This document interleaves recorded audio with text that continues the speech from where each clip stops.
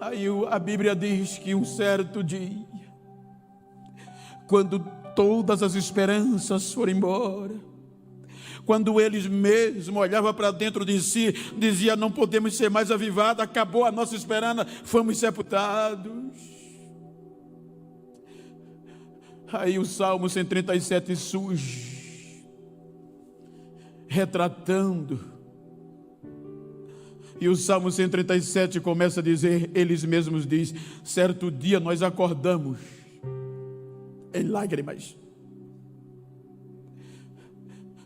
estando entre os cativos, nos acordamos um dia em lágrimas. Parece que foi acesa uma chama, vou conjecturar, parafrasear, parece que foi acesa uma chama dentro de nós, e do nada começamos a chorar.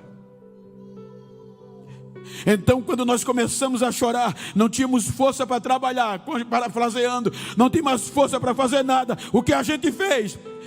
Saímos de casa e nos assentamos na beira dos rios de Babilônia. E começamos a gritar e a chorar em desespero. E qual era o motivo? Saudade de Sião. Quem um dia provou deste fogo, desta chama, por maior que seja a crise, por maior que ele pense que está desamparado, um dia ela reacende, um dia ele é reavivado. A saudade de Sião era tão grande que eles só choravam. Ei, Rabai. E quando os que os capturaram, diz o texto, os levaram cativo, via eles em desespero, em tristeza e em choro, chegavam, diz eles, mutilando-os e dizendo: cantem para nós um cântico de alegria. Chega de choro, alegre nossos corações com aqueles louvores que vocês cantavam em Sião. E eles em lágrimas diziam: como podemos cantar hinos de adoração ao Senhor estando em terra estranha? Mas aquele dia foi um dia de avivamento. Quando ninguém esperava, esse choro mexia por dentro. Aí no meio da afronta, no meio de desespero, os instrumentos já pendurados, porque não havia razão para louvar. Mas o avivamento foi tamanho, que a Bíblia diz que eles pegaram os instrumentos, no meio das lágrimas, no meio da decepção e da afronta, no meio da crise. Eles pegaram os instrumentos, e os provocadores de avivamentos começaram a cantar, olhando para os inimigos, olhando para os instrumentos, e o avivamento queimando, lembrando dos cultos em Sião como era. Aí eles começaram a cantar e dizer: ó Jerusalém, Jerusalém, como posso eu esquecer de ti? Tu és a minha maior alegria. Esqueça a minha mão direita da minha mão esquerda. A minha língua grude ao céu da boca, se eu não tocar os meus instrumentos e adorar ao meu Deus, mesmo no meio da crise em Babilônia. Começaram a louvar e adorar, e enquanto eles adoravam, recebiam força e diziam: ó Deus, lembra dos edomitas o que fizeram conosco. Recompense-os, Senhor, assim como eles nos fizeram. Aí eles emendam com o Salmo 138: ó Senhor, é a ti que nós vamos cantar louvores, na presença dos deuses inimigos, de todo o coração, a ti nós vamos cantar louvores, porque nós te chamamos e o Senhor nos respondeu. Ei, la barra vai, gaia, savai, aí Deus, o Ezequiel, e Ezequiel entra no meio do avivamento. Ainda há esperança. Deus manda dizer a vocês que vocês estão dizendo que a sepultura foi fechada, mas Deus manda dizer a vocês que está tirando a sepultura, está abrindo a sepultura, está tirando vocês de lá, está dando vida de novo e está fazendo vocês voltar para recomeçar. Isso é que é Deus. Qualquer um empreendedor desistiria.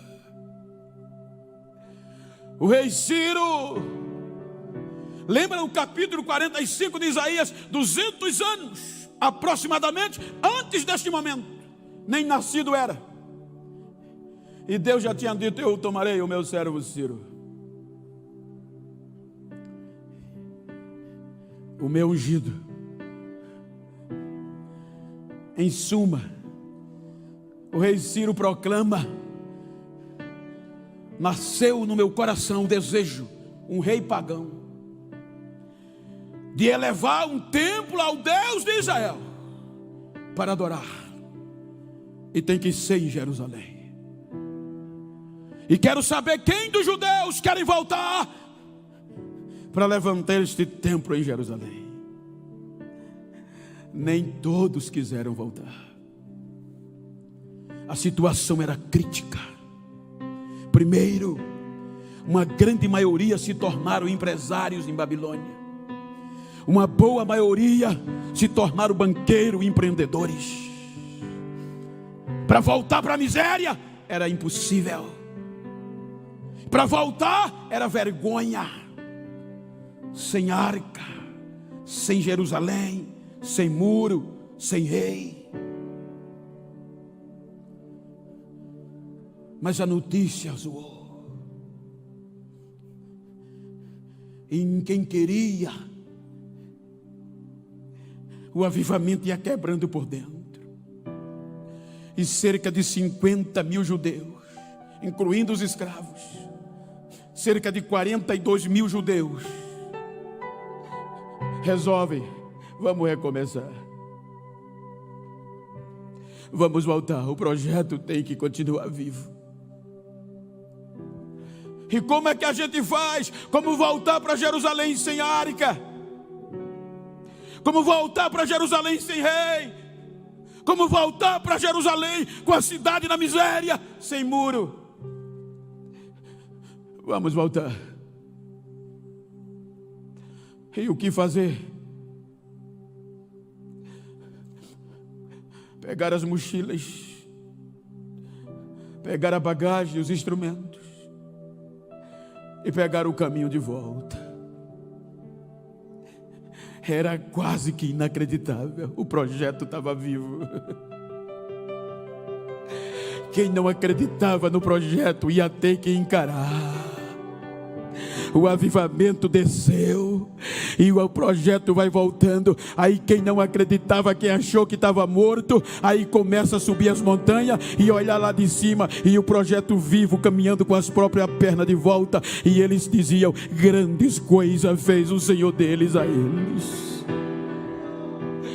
E o Salmo 126, é por isso, eles dizem no hino posterior: quando o Senhor restaurou a nossa sorte e trouxe-nos de volta a Sião, a gente ficou como quem estava sonhando. Não parecia verdade, parecia ser sonho. A nossa boca se encheu de riso e a nossa língua de um cântico novo. Então entre as nações se ouvia dizer: grandes coisas fez o Senhor por eles. E é por isso que nós estamos avivados, alegres, voltando cheios de vida para recomeçar e continuar a missão. Chegam em Jerusalém. Eita, só miséria. Aquele Jerusalém que eles viram, a maior parte deles, no glamour, templo no ouro, escadaria, beleza. Agora nem alicerce eles tinham. Então cada um foi para a sua cidade e não ligaram para o recomeço. Josué, o sacerdote, Zorobabel, silencia. 7 meses, diz o texto do Esdras, anterior ao contexto do que nós lemos. 7 meses sem iniciativa. Conjecturando dentro do contexto, aí surge o profeta Ageu. Em um período de descaso, quando parecia que eles não tinham só vontade de construir os seus próprios patrimônios e esquecer o projeto, Aí Ageu vai direto para quem? Para o pastor e para o diretor de missões. E começa a dizer: coragem, Josué. Coragem, Zorobabel. Recomece. Não desiste. Anime o povo. Deus manda dizer que a glória do recomeço vai ser maior do que o que era. A glória da segunda casa vai ser maior que a primeira.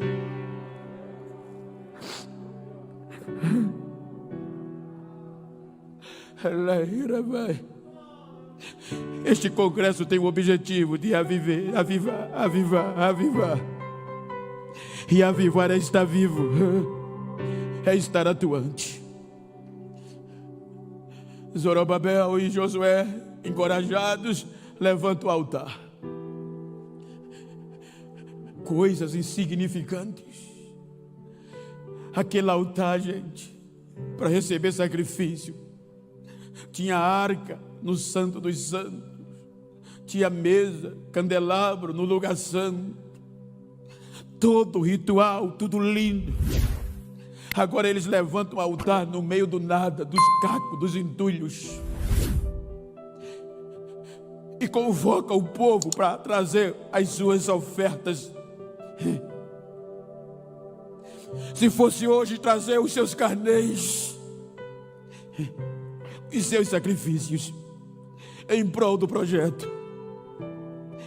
A Bíblia diz que o povo ouviu o chamado, e o povo veio das suas cidades para Jerusalém, para o monturo. Agora não tinha glamour, só tinha miséria e monturo, e começaram a sacrificar. E no meio da cinza, Deus não estava nem aí para o glamour. No meio da cinza, Deus aceita o sacrifício do recomeço.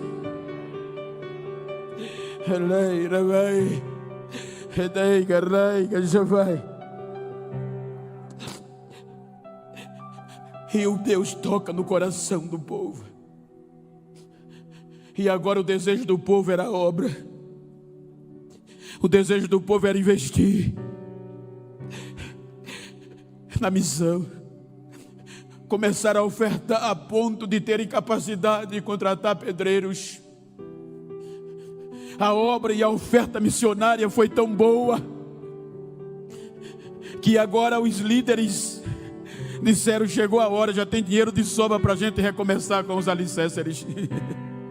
Arrancaram, destruíram, mas nós vamos refazer de novo.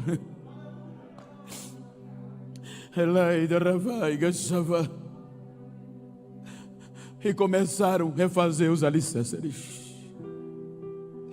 Quando os alicerces foram refeitos, alicerce, você já sabe, não chama atenção.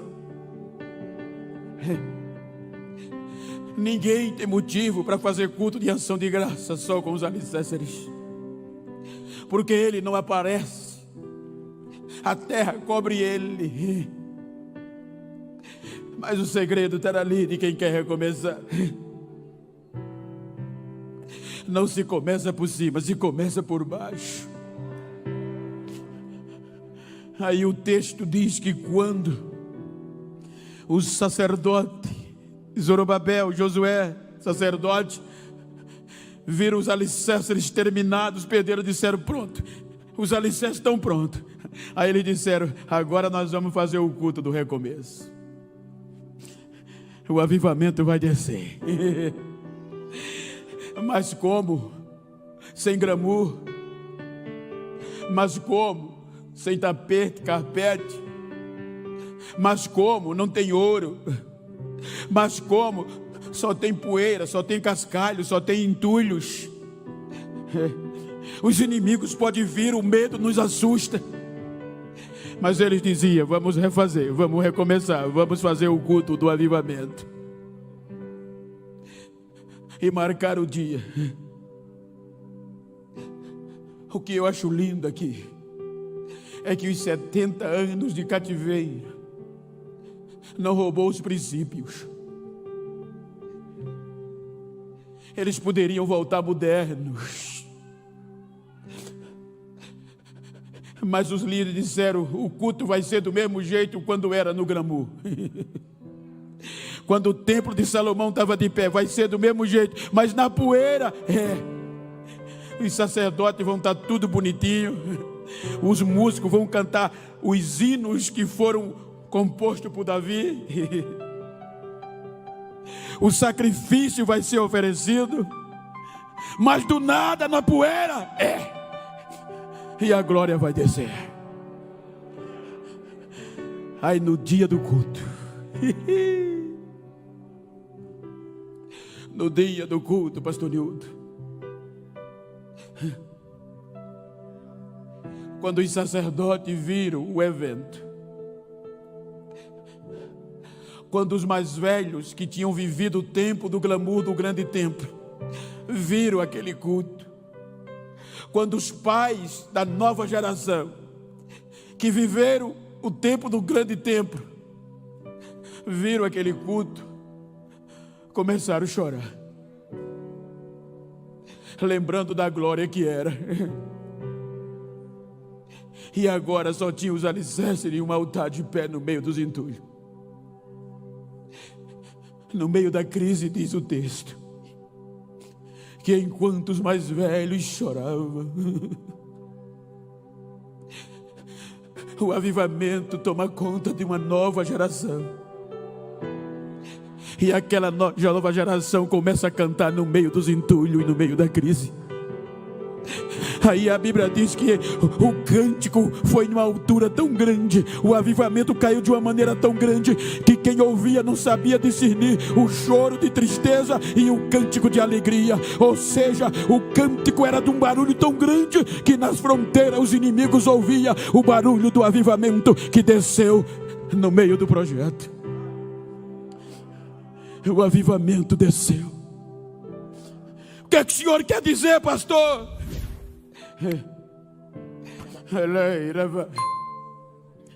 Eu comecei dizendo que tudo que está escrito é para o nosso exemplo. Nós estamos vivendo dias difíceis de crises. Nós ouvimos aqui pelo anjo da igreja que tem pessoas que não apareceram mais.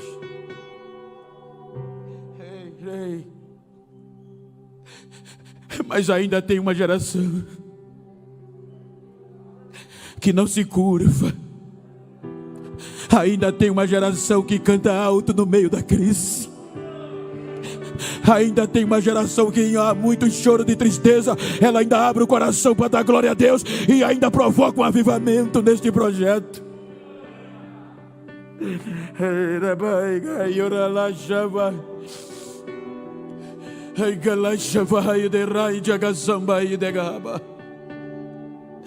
Não tinham motivos na ótica humana,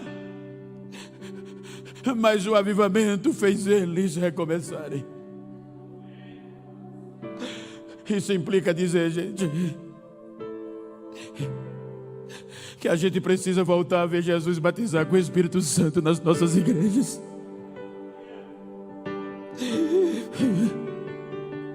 A gente precisa voltar a ver os nossos jovens profetizando, falando línguas estranhas com as nossas crianças.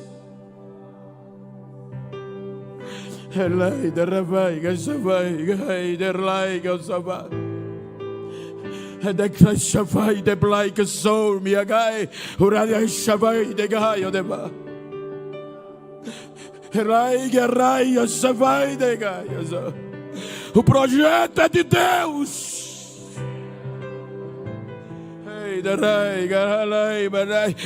Não há crise que o destrua, porque a missão dele é chegar ao fim. A missão dele é chegar ao fim. A missão dele é até o fim.